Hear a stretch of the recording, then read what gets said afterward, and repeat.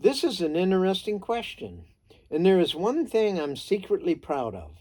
It goes back to my early days living in Shango. My landlady in Shango was Mildred Ryan, and when I first moved there, she was in her 70s, maybe about the age I am now.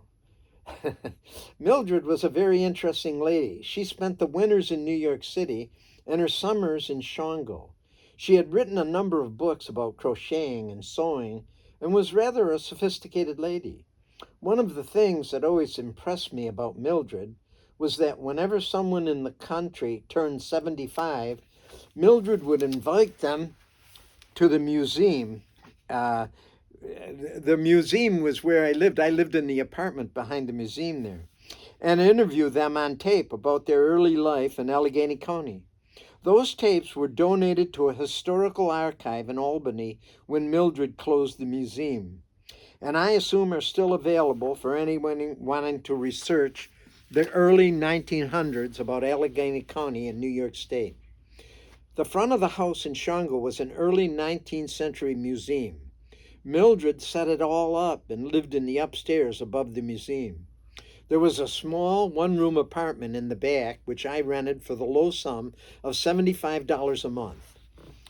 Um, the rent never changed for the 11 or 12 years that I lived there.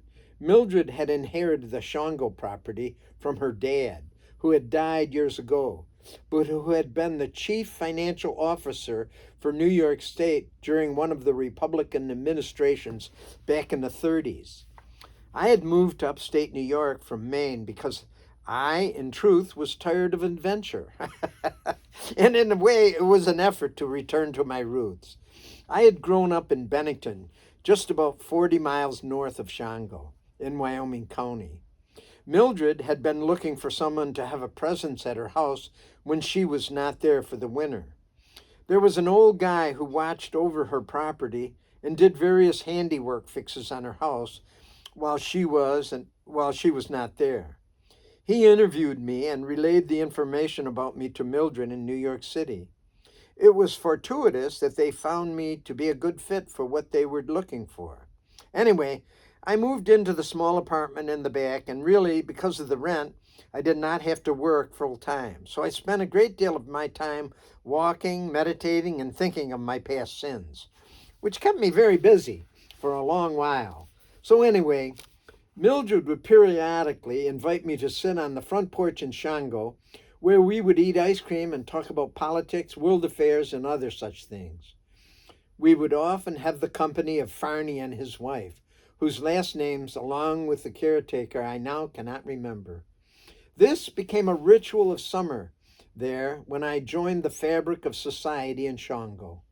The community center was just across the way, and back then the whole community would show up to put on a community meal. These were delightful and engaging times.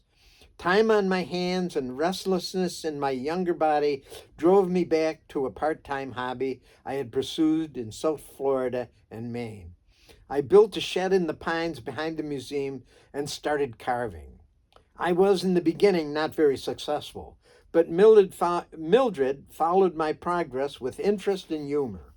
One day on the front porch, while we were trying to convert each other to our political positions, Mildred suggested that I carve something for the park across from the museum. Years earlier, that park, which really was just a small parcel of land, probably less than a tenth of an acre, had been dedicated to the service her father had provided to New York State. Mildred one day confessed to me that donating the parcel to the county relieved her of the taxes for that parcel because it became the property of the county. The caretaker had a couple hundred acres up in the hill and in the hills there and said he would provide a log for me to carve. He dragged it down to the river to the park where I built a scaffolding to hold the log while I carved the Shango totem pole and donated it to the county. Now, at the time, no one called it the Shango totem pole, but it garnered some notoriety over time, and articles and pictures were put in the local newspapers. I still remember the dedication ceremony where I got to give a little speech, which I actually made up on the spot. So I have a picture of that carving, which is on my desk in the bedroom. And as I look at it, I always think, well, that's one thing I did right. And there's a picture here of the cabin I built in the pines in Shango. And then another picture of me carving the Shango totem pole around 1980.